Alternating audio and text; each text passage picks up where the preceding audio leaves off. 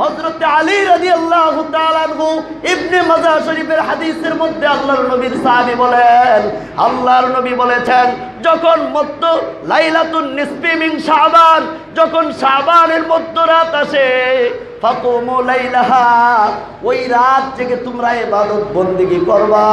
কে বলেছেন এই কথা? আল্লাহর নবী বলেছে। কে বলেছে? আল্লাহর নবী বলেছে, ফাকুমু লাইলাহা, যখন মধ্য শাবানের রজনী আসে, ওই রাতে তোমরা রাত জেগে ইবাদত বন্দেগী করবা। ওয়াসুমু ইয়াওমাহা, আর তারপরের দিন তোমরা রোজা রাখবা। রাতের বেলা ইবাদত করবা, দিনের বেলা রোজা রাখবা। কি করবা? দিনের বেলা রোজা রাখবা। আল্লাহর নবী বলেন, ফাইন্নাল্লাহ তাআলা, ওই রাতে বিগুরুবিশ শামসি ইলা সামাইদ দুনিয়া, যখন ওই রাতে সূর্য অস্ত যায়, অস্ত যাওয়ার সাথে সাথে মহান রব্বুল আলামিন দুনিয়ার সবচেয়ে নিকটবর্তী আসমানের মধ্যে আত্মপ্রকাশ করে। সুবহানাল্লাহ বলেন, আরো জোরে আওয়াজ দিয়ে বলেন সুবহানাল্লাহ।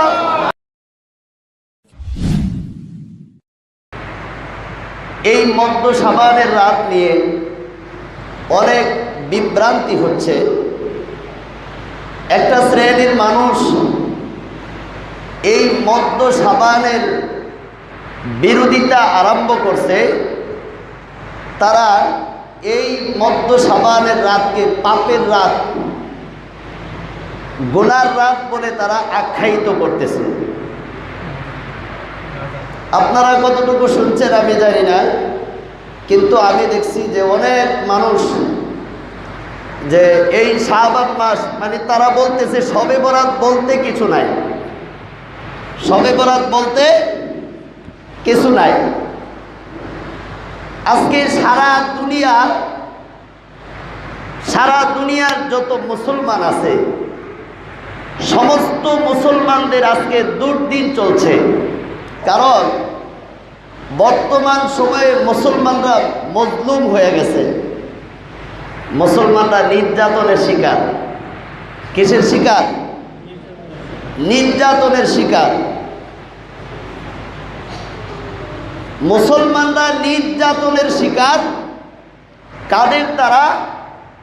ইহুদি, খ্রিস্টান, নাসারা, বিধর্মী, কাফের, মুশরিক আর আস্তিক আর নাস্তিকদের দ্বারা মুসলমান নির্যাতিত। আর ইসলাম আজকে মজলুম হয়ে গেছে এক শ্রেণীর নামদারি আর লেবাসদারি মানুষের কারণে। ইসলাম আজকে মজলুম হয়ে গেছে। এক শ্রেণীর নামদারি আর লেবাসদারি মানুষ, এরা ইসলামকে তাদের নিজের মতো করে বিকৃতি করার চেষ্টা করতেছে, অপব্যাখ্যা দিচ্ছে। ইসলাম আজকে তাদের কাছে এরকম হয়ে গেছে যে তারা নিজের মতো করে ঘষে মেজে ইসলামকে তারা তাদের নিজের জীবনে ফিট করতেছে। অথচ কর্তব্য হলো, যেটা কাজের বিষয় সেটা হলো যে তারা নিজেদেরকে ঘষে মেজে তারা ইসলামের মধ্যে ফিট করবে। ঠিক কি না? আমরা যদি বলি যে আমি একজন মুসলমান, আইয়ামে মুসলিম, আমি একজন মুসলমান, আমার ভিতরে মুসলমানিত্ব আছে, তো মাথা থেকে পা পর্যন্ত আমার ভিতরে মুসলমানিত্বের পরিচয় থাকতে হবে। ঠিক কি না? পা থেকে মাথা পর্যন্ত আমার ভিতরে সুন্নতের লেবাস, সুন্নতের পোশাক, সুন্নতি তরিকায় জীবন যাপন করতে হবে। কারণ আমি মুসলিম, আমার ভিতরে কি আছে? ইসলাম আছে। তাহলে আমি দাবি করতে পারবো যে আমি ইসলামের ভিতরে আছি। কিন্তু যদি আমার ভিতরে যদি ইসলাম না থাকে, আমরা যদি ইসলামের অপব্যাখ্যা করি, তাহলে সমাজের সাধারণ মানুষ কি করবে? বিভ্রান্তি। আজকে শবে বরাত এমন একটা গুরুত্বপূর্ণ লাইলাতুল বরাতের রাত, সেই রাতকে তারা বলে যে কোথায় পাইছে তারা শবে বরাত পালন করতে হবে, এই রাতে 100 রাকাত সালাত আদায় করতে হবে, এই রাতে এরকম ভাবে সারা রাত জাগতে হবে, এমনকি তাদের এরকম আল্লাহর কাছে চাওয়া পাওয়া করতে হবে। কেন? আল্লাহর কাছে চাওয়া পাওয়ার কি আর সময় নাই? এরকম ফতোয়া দিচ্ছে তারা। অর্থাৎ তারা লাইলাতুল বরাতকে তারা অস্বীকার কইরা তারা কি করতেছে, নিজের ভিতরে তারা ইমানদার দাবি করে তারা ফুটাইয়া তুলতেছে যে না, লাইলাতুল বরাত বলতে কিছু নাই, শবে বরাত বলতে কিছু নাই, মধ্য শাবানের রাত বলতে কিছু নাই। তারা কোরআন হাদিসের এরকম ব্যাখ্যা করতেছে। কথাই তারা ইসলাম মানুষকে বোঝাচ্ছে যে শবে বরাত বলতে কিছু নাই, কিন্তু এইটার পরিপ্রেক্ষিতে তারা কোনো দলিল দিচ্ছে না, কোরআন বলতেছে না, হাদিস বলতেছে না, শুধু মুখে বাংলা কথা বলতেছে যে শবে বরাত বলতে কিছু নাই। আল্লাহ তাআলা কোরআনুল কারীমের 25 পারা, কয় পারা? 25 পারা সূরা দুখান, সূরা দুখানের মধ্যে আলোচনা আসছে কোরআনের দলিল। কিসের দলিল? কোরআনের দলিল। সূরা দুখানের 1 থেকে 4 নং আয়াত পর্যন্ত আল্লাহ তাআলা এই আয়াতগুলোর মধ্যে কি বলছেন আমরা একটু শুনি। আল্লাহ তাআলা বলছেন, হামিম ওয়াল কিতাবিল মুবিন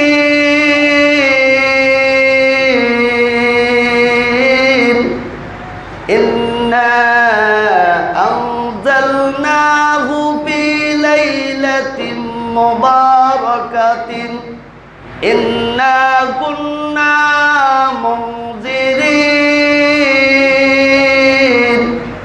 ফিহা ইউফরাকু কুল্লু আমরিন হাকীম। আল্লাহ তাআলা বলতেছে, কে বলতেছে? আল্লাহ তাআলা বলতেছে, হামিম ওয়াল কিতাবিল মুবিন, এটা সুস্পষ্ট একটা কিতাব। কোন কিতাব? সুস্পষ্ট, স্পষ্ট, সুস্পষ্ট একটি কিতাব। ইন্না আনজালনাহু ফি লাইলাতিন মুবারাকাতিন, আল্লাহ তাআলা বলতেছে নিশ্চয় আমি এই কোরআনুল কারীমকে এরকম একটা বরকতময় রজনীতে নাজিল করেছি। সুবহানাল্লাহ, আওয়াজ দিয়ে পড়েন সুবহানাল্লাহ। আল্লাহ তাআলা কি বলতেছে? আমি এই কোরআনুল কারীমকে একটা বরকতময় রজনীতে আমি এই কোরআনুল কারীমকে নাজিল করেছি। ফিহা, আমি তো বান্দাদের জন্য সতর্ককারী। আল্লাহ তাআলা বান্দাদের জন্য কি? সতর্ককারী। আল্লাহ তাআলা বলতেছে যে আমি সতর্ককারী। ফিহা ইউফরাকু কুল্লু আমরিন হাকীম। আল্লাহ তাআলা বলতেছে যে আমি আল্লাহ তাআলা এই রাতে প্রত্যেক প্রজ্ঞাপূর্ণ বিষয়ের ফায়সালা আমার পক্ষ থেকে আমি দিয়া থাকি। সুবহানাল্লাহ। এই আয়াতের ভিতরে লাইলাতুল মুবারাকাতু, এই আয়াতের মধ্যে প্রখ্যাত তাবিঈ হযরত ইকরামা রাহমাতুল্লাহি আলাইহি এবং মুফাসসিরিনদের একটা জামাত, তারা এই আয়াতের মধ্যে লাইলাতুল মুবারাকাতুন বলতে শবে বরাতকে তারা বুঝিয়েছেন। সুবহানাল্লাহ বলেন। ইন্না আনজালনাহু ফি লাইলাতিন মুবারাকাতিন ইন্না কুন্না মুনজিরিন। হযরত প্রখ্যাত তাবিঈ হযরত ইকরামা রাহমাতুল্লাহি আলাইহি এবং মুফাসসিরিনদের একটা জামাত তারা রায় দিয়েছেন, বলেছেন যে এই রাত শবে বরাতকে এই রাত বলা শবে বরাতকে এই রাত বোঝানো হয়েছে। আবার কেউ কেউ বলেছেন কোরআনুল কারীম আল্লাহ তাআলা নাযিল করছে এই শবে বরাতকে, এই আয়াতের মধ্যে শবে বরাতকে বোঝায় নাই। অন্য একটা জামাত আবার বলেছেন আল্লাহ তাআলা কোরআন নাযিল করছে লাইলাতুল কদরের রাতে। আল্লাহ তাআলা কোরআনের মধ্যে বলছেন ইন্না আনজালনাহু ফি লাইলাতিল কদর, আমি আল্লাহ তাআলা এই কোরআনুল কারীমকে লাইলাতুল কদরের রাতে নাযিল করছি। সুবহানাল্লাহ বলেন।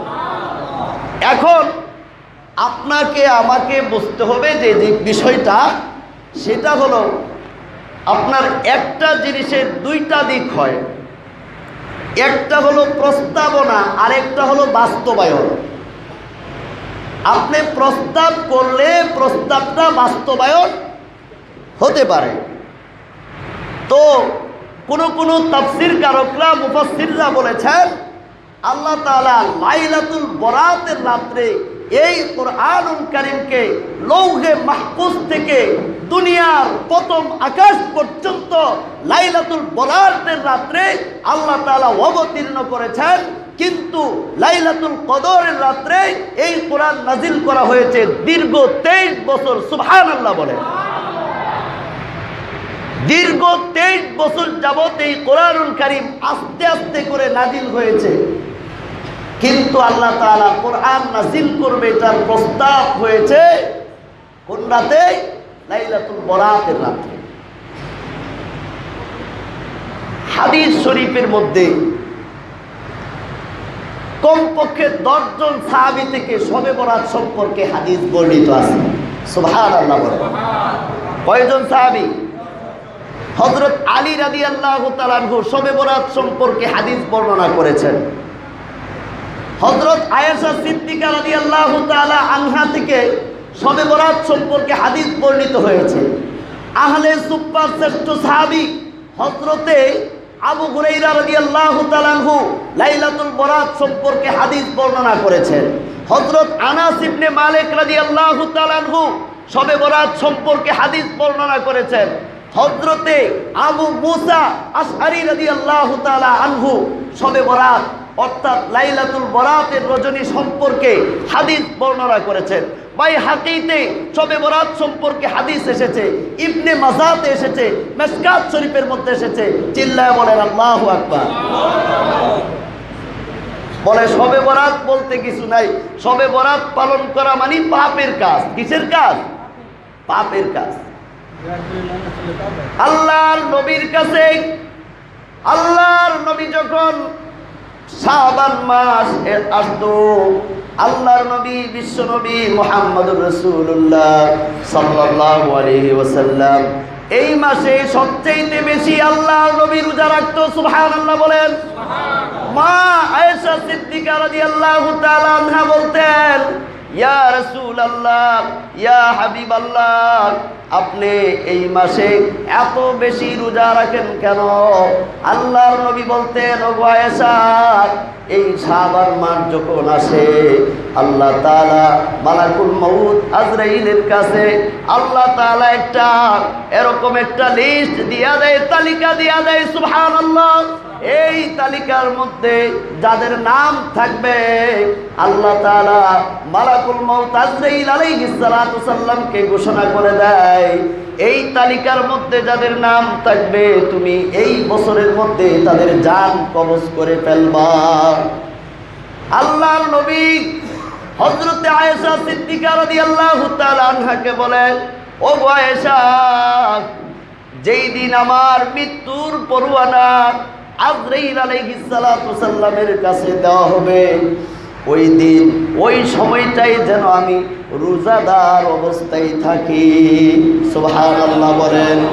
আমি যেন ওই সময়টা রোজাদার অবস্থায় থাকি যেই সময় মালাকুল মউত আজরাইলের কাছে আমার মৃত্যুর পরোয়ানা আসে। কারণ হাদিসের মধ্যে আল্লাহর রাসূল বলেন, তাহইয়াউনা কামা তামুতুন ওয়া তামুতুনা কামা তাহইয়ুন।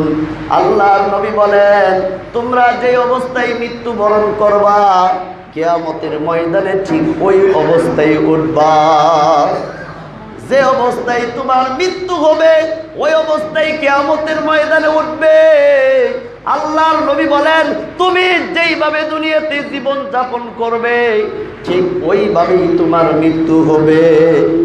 দুনিয়ার জিন্দেগি আমার যদি গুনার জিন্দেগি হয়, দুনিয়ার জিন্দেগি আমার যদি পাপের জিন্দেগি হয়, দুনিয়ার জিন্দেগিতে আমি যদি শুধু গুনাহ করি আর গুনাহ করি, বেজাল করি আর বেজাল করি, আমি যদি সুদ খাই আর ঘুষ খাই, আমি যদি হারাম খাই, আমি যদি মিথ্যা কথা বলি, আমি যদি মানুষকে ওজনে কম দেই, খাদ্যে বেজাল দেই, মানুষকে কষ্ট দেই, মানুষের সাথে দুই নাম্বারি করি, মানুষকে মিথ্যা কথা দিয়া মানুষকে কষ্ট দেই, মানুষের উপর জুলুম করি আর অত্যাচার করি, নির্যাতন করি, নির্যাতনের স্টিমরোলার যদি মানুষের উপর চালাইতে থাকি, আল্লাহর নবী বলেন, তাহইয়াউনা কামা তামুতুন ওয়া তামুতুনা কামা তাহইয়ুন। জোরে জোরে বলেন আল্লাহু আকবার। কার কথা? নবীজির কথা। মানুষ জানে না, মানুষ অনেক বুক ভরা আশা নিয়ে চাষাবাদ করতেছে, অথচ ওই ব্যক্তির মৃত্যুর পরোয়ানা আজরাইলের হাতে চলে গেছে। মানুষ জানে না বিয়ের বয়স হয়েছে, তার জন্য বিয়ের তারিখ ঠিক হয়ে গেছে, বিয়েও করতেছে। মানুষ জানে না তার মৃত্যুর তালিকা আজরাইলের হাতে চলে গেছে। মানুষ জানে না যার জন্য মানুষ গুনার কাজ করতেছে। মানুষ জানে না যে কোনো সময় মালাকুল মউত আজরাইল আমাকে এসে পাকড়াও করতে পারে, দুনিয়ার হায়াতে জিন্দেগি খতম হয়ে যাবে, আমাকে কিয়ামতের ময়দানে আমি যে অবস্থায় মৃত্যুবরণ করব ওই অবস্থায় আমাকে আল্লাহর আদালতের সামনে হাজির হতে হবে। জুড়ে বলেন আল্লাহু আকবার। এজন্যই রাসূল বলেন, তাহইয়াউনা কামা তামুতুনা ওয়া তামুতুনা কামা তাহইয়ুন। তুমি বলবা শবে বরাত হাদিসের মধ্যে নাই, তাহলে আল্লাহর নবী সাহাবী আলী রাদিয়াল্লাহু তাআলা আনহু কেমনে হাদিস বর্ণনা করছে? ইবনে মাজাহ শরীফের হাদিস। কোন শরীফের? জোরে বলেন, কোন কিতাবের? ইবনে মাজাহ শরীফের হাদিস। আল্লাহর নবীর সাহাবী হযরত আলী রাদিয়াল্লাহু তাআলা আনহু বলেন, ওয়ান আলী রাদিয়াল্লাহু তাআলা আনহু قال قال قال رسول الله صلى الله عليه وسلم إذا كانت ليلة النصف من شعبان فقوموا ليلها وصوموا يومها فإن الله تعالى ينزل فيها بغروب الشمس إلى السماء الدنيا ألا فيقول ألا من مستغفر فاغفر له ألا مسترزق فأرزقه ألا مبتلا فأعافيه ألا كذا حتى يطلع الفجر। الله أكبر বলেন। আল্লাহর নবী সাহাবী হযরত আলী রাদিয়াল্লাহু তাআলা আনহু ইবনে মাজাহ শরীফের হাদিসের মধ্যে আল্লাহর নবীর সাহাবী বলেন, আল্লাহর নবী বলেছেন, যখন মধ্য লাইলাতুন নিসফি মিন শাবান, যখন শাবানের মধ্যরাত আসে, ফাকুমু লাইলাহা, ওই রাত থেকে তোমরা ইবাদত বন্দেগী করবা। কে বলেছেন এই কথা? আল্লাহর নবী বলেছে। কে বলেছে? আল্লাহর নবী বলেছে, ফাকুমু লাইলাহা, যখন মধ্য শাবানের রজনী আসে ওই রাতে তোমরা রাত জেগে ইবাদত বন্দেগী করবা। ওয়াসুমু ইয়াউমাহা, আর তারপরের দিন তোমরা রোজা রাখবা। রাতের বেলা ইবাদত করবা, দিনের বেলা রোজা রাখবা। কি করবা? দিনের বেলা রোজা রাখবা। আল্লাহর নবী বলেন, ফাইন্নাল্লাহা তাআলা, ওই রাতে বিগুরুবিশ শামসি ইলা সামাইদ দুনিয়া, যখন ওই রাতে সূর্য অস্ত যায়, অস্ত যাওয়ার সাথে সাথে মহান রব্বুল আলামিন দুনিয়ার সবচেয়ে নিকটবর্তী আসমানের মধ্যে আত্মপ্রকাশ করে। সুবহানাল্লাহ বলেন। আরো জোরে আওয়াজ দিয়ে বলেন সুবহানাল্লাহ। মহান রব্বুল আলামিন দুনিয়ার সবচেয়ে নিকটবর্তী আসমানে আত্মপ্রকাশ কইরা দুনিয়াবাসীকে ডাকতে থাকে, আলা মিন মুস্তাগফিরিন ফাগফির লাহু। ও গুনাহগার বান্দারা কে আছো, আমি আল্লাহ তাআলার কাছে চাও, আমি আল্লাহ তাআলা তোর জিন্দেগীর সব গুনাহ মাফ কইরা দিব। জোরে জোরে বলেন সুবহানাল্লাহ। কে ডাকতে থাকে? আল্লাহ তাআলা ডাকে। কে ডাকে? জোরে বলেন, কে ডাকে? আল্লাহ তাআলা ডাকে। আলা মিন মুস্তাগফিরিন ফাগফির লাহু। আল্লাহ তাআলা দুনিয়াবাসীকে ডাক দিয়ে বলে, কে আছো গুনাহগার, আমি আল্লাহর কাছে ক্ষমা চাও, আমি আল্লাহ তাআলা তোমার মতন গুনাহগারকে আমি আল্লাহ তাআলা মাফ কইরা পবিত্র বানায়া দিব। জোরে জোরে বলেন সুবহানাল্লাহ। আল্লাহ তাআলা বলেন, ও বান্দারা আলা মিন মুস্তারজিকিন ফারযুকাহু। ও দুনিয়ার বান্দারা কে আছো, আমি আল্লাহর কাছে রিজিক চাইবা। তোমার রিজিকের অভাব, তোমার টাকা পয়সা অর্থ সম্পদের অভাব, তুমি আমি আল্লাহর কাছে রিজিক প্রার্থনা করো, আমি তোমার রিজিকের সমস্যা সমাধান কইরা আমি তোমাকে রিজিক দিয়ে দিব। জোরে জোরে বলেন আল্লাহু আকবার। আমি তোমার রিজিকের ব্যবস্থা করব, ফায়সালা করব। এরপরে আল্লাহ তাআলা বলেন, আলা মিন মুবতালান ফাউআফিয়াহু। হুজুর সাল্লাল্লাহু আলাইহি ওয়াসাল্লাম বলেন, আল্লাহ তাআলা ডাকতে থাকে, ও দুনিয়ার বিপদগ্রস্ত বান্দা বান্দিরা, কার কি বিপদ আছে, কার কি মুসিবত আছে, আমি আল্লাহর কাছে চাও, আমি আল্লাহ তাআলা তোমাকে বিপদ থেকে মুক্ত কইরা দিব। আওয়াজ দিয়ে বলেন সুবহানাল্লাহ। এইভাবে আল্লাহ তাআলা আহ্বান জানাইতে থাকে, ডাকতে থাকে। কতক্ষণ পর্যন্ত? আলা কাজা আলা কাজা হাত্তা ইয়াতলুআল ফজরু। আল্লাহু আকবার বলেন। আল্লাহ তাআলা এইভাবে ফজর পর্যন্ত, সুবে সাদেক পর্যন্ত দুনিয়াবাসীকে ডাইকা আহ্বান করতে থাকে, আমার কাছে চাও, আমি তোমার গুনাহ মাফ কইরা দিব, আমার কাছে চাও, আমি তোমাকে রিজিক দিয়া দিব, তোমার বিপদ আছে মুসিবত আছে, আমার কাছে চাও, আমি তোমাকে মুসিবত থেকে উদ্ধার কইরা দিব। কে হাদিস বর্ণনা করছে? কে হাদিস বর্ণনা করছে? আলী রাদিয়াল্লাহু তাআলা আনহু। ও দুনিয়ার মানুষ যারা শবে বরাতকে অস্বীকার করে, তারা যদি আলী রাদিয়াল্লাহু তাআলা আনহুর এই হাদিসকেও কি তারা অস্বীকার করতে পারবে? আল্লাহর নবী বুখারী শরীফের এক হাদিসের মধ্যে বলেন, বাশশিরা ওয়ালা তুনাফিরা, সুসংবাদ দাও, ঘৃণা ছড়াইও না। কি দাও? সুসংবাদ দাও। সুসংবাদ, সুসংবাদ দাও, মানুষকে ভয় দেখায়ও না, ভীতি প্রদর্শন করো না। তবে বরাতের রাত আপনি এই বছর চলে গেলে আবার পাবেন, গ্যারান্টি আছে? জোরে বলেন, গ্যারান্টি আছে? সবে বরাতের রাত্রে আপনি যদি নামাজ পড়া আল্লাহর কাছে দুহাত তুইলা চোখের পানি ছাইরা দিয়া আল্লাহ তাআলার কাছে বলেন, রব্বে কারীম, আমার মা আমাকে জন্ম দিছে 2000 অমুক সালের এত তারিখে, ওই সময় থেকে এই পর্যন্ত আমি যত গুনাহ করেছি রব্বুল আলামিন, আমি বুঝি নাই, আমি অন্যায় করছি, অপরাধ করছি, রব্বুল আলামিন তুমি আমাকে মাফ কইরা দাও। আল্লাহ তাআলা মাফ করে দিতে পারে না? জোরে বলেন, পারে কিনা? নামাজ পড়লে গুনাহ হবে, রোজা রাখলে গুনাহ হবে। আল্লাহর নবীর হাদিস, রাসূল বলেছেন ইবনে মাজাহ শরীফের হাদিসে, আলা মিন মুস্তাগফির ফাকুমু লাইলাহা ওয়া সুমু ইয়াওমাহা, রাতের বেলা ইবাদত করো, দিনের বেলা রোজা রাখো। শবে বরাতের রাত, এই রাতে বান্দার মৃত্যুর তালিকা আল্লাহ তাআলা মালাকুল মউত আজরাইলের হাতে দিয়া দেয়। এজন্যই নবীজি বলেছেন, আমার মৃত্যুর পরোয়ানা, আমার মৃত্যুর তালিকা যখন আজরাইলের হাতে আসবে, ওই সময়টাই আমি যেন রোজা অবস্থায় থাকি। সুবহানাল্লাহ বলেন।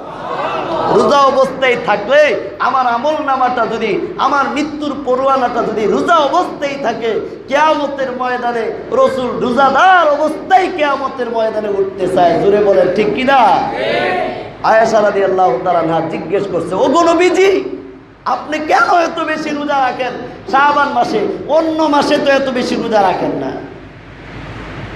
জবাবে আল্লাহ রাসূল বলতেছে, আয়েশা, এজন্যই আমি রোজা রাখি যে এই মাসে আল্লাহ তাআলা মাযলাকুল মউত আজরাইলের কাছে মৃত্যুর পরোয়ানা দিয়ে দেয়।